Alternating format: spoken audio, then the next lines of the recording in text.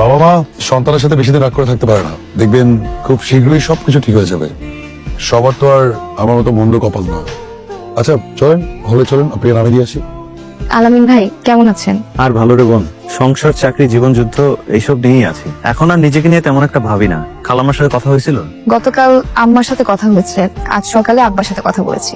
এখন খুব হালকা লাগছে। হ্যাঁ, আমি খালাম্মাকে খবর পাঠিয়েছিলাম। হ্যাঁ, আম্মা বলছে। শোন, মন দিয়ে পড়াশোনা করিস। আর সবকিছু ঠিকঠাক ভাবে চলছে তো? রেহান ভাই আমার সবকিছু নিজেই ব্যবস্থা করে দিয়েছে। জানেন, উনি না আমাকে 2টা টিউশন ম্যানেজ করে দিয়েছে। রেহান ভাই না থাকলে তো আমি কোনো কিছুই পেরে উঠতাম না। সে হচ্ছেন একজন পরোপকারী হাজি দানেশ। নিজের জীবনে কোনো ঠিক ঠিকানা নেই, কিন্তু মানুষের জন্য একদম জান দিয়ে করে। আমি পড়াশোনা শেষ করলাম, চাকরি বাকরি করছি, বিয়ে শাদীও করলাম। আর ও রাজনীতির পেছনে ছুটে না পাইলো পদ পদবি, আর না হইতে পারলো নেতা। কি রে শোনা, এখন ওই ক্লিক করতেছিস? কেমন আছিস? খুব ভালো, সবসময় ভালোই থাকি। সব ঠিকঠাক? বিন্দাস। এখন এসব বাদ দে, পড়াশোনাটা শেষ কর, চাকরি বাকরি কর, বিয়ে কর, লাইফে সেটেল হ। তুই তো রাজনীতির পেছনে ঘুরা জীবনটাই শেষ করে ফেললি। না হইতে পারলি নেতা, আর না পাইলি পদ পদবি। আলামিন ভাই, আপনি কিন্তু কথাটা ঠিক বলেন নাই। আপনি হয়তো জানেন না, এখানকার সাধারণ শিক্ষার্থীরা রেহান ভাইকে নেতাই মানে। হ্যাঁ, কথায় আছে না, গাইতে গাইতে গায়েন। ওর অবস্থা তো ওরকম। হ্যাঁ একদম ঠিক বলছিস। আর বাকি জীবনও এরকম অটো চলে যাবে। বাদ দে, চল কিছু খাওয়া দাওয়া করছিস? মনে আছে আমি আর তুই আগে কিভাবে খেতাম ক্যান্টিনে, যে পাতা ডাল, আলু ভর্তা, ডিম ভাজি, ভাত। চল খাওয়া দাওয়া করি, চল। তুই কি আর শুধরাবি না? সারা জীবন এরকমই থেকে যাবে? দোস্ত আমার ইমোশনাল করিস না, চল খাই। এই চলো।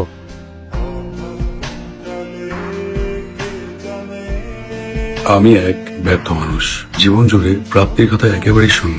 হারাতে হারাতে পাওয়ার ইচ্ছাগুলো বিলীন হয়ে গেছে। বহুদিন কোনো স্বপ্ন দেখিনি, বহুদিন ভাবিনি কেউ আমার হোক। কিন্তু ইদানিং বকুলের জন্য কেমন যেন ব্যাকুল ব্যাকুল লাগে। মনে হয় প্রাপ্তির কথায় বকুল আমার যুগ ফল হয়ে ধরা দিয়েছে। আজ ওর জন্মদিন, ভালোবাসি কথাটা তাকে বলতে চাই। জীবনে প্রথমবার কিছু পাওয়ার আনন্দ উপলব্ধি করছি। খুব বলতে ইচ্ছা করছে, ভালোবাসি বকুল। বাহ, খুব সুন্দর আয়োজন। কে করলো এমন আয়োজন? রেহান ভাই, আমি আপনার সাথে কথা বলবো না, আগে বলেন এত দেরি করে আসলেন কেন? আরে ওইসব কথা রাখো, আজকে তোমার বার্থডে, আগে তোমাকে উইশ করি। Happy birthday. Many many happy returns of the day Bakul. হয়েছে, আর পাম দিতে হবে না। বকুল, আমার সাথে একটা কথা ছিল। শুনবো, তবে একজন স্পেশাল মানুষের সাথে আপনাকে পরিচয় করে দিব। শাহির, এদিকে একটু আসো প্লিজ। Thank you. হ্যাঁ। শাহির, উনি হচ্ছেন আমার রেহান ভাই। ও হ্যালো, আমি শাহিন। ওর মুখে আপনার কথা অনেক শুনেছি। রেহান ভাই, ও না একটা পাগল। আমার জন্য এমন কিছু নাই যে সে করে নাই। রোদে পোড়া থেকে শুরু করে বৃষ্টিতে ভেজা, আমার জন্য সুন্দর চিঠি লেখা, আরো কত কিছু। তোমার জন্য না করলে কার জন্য করবো? রেহান ভাই, আমার মতো একজন সাধারণ ঘরের মেয়ের জন্য ও এত কিছু করবে আমি কখনোই কল্পনা করতে পারিনি। আমার সৌভাগ্য যে আমি ওর মতো একটা মানুষ পেয়েছি। আমাদের জন্য প্রার্থনা করবেন।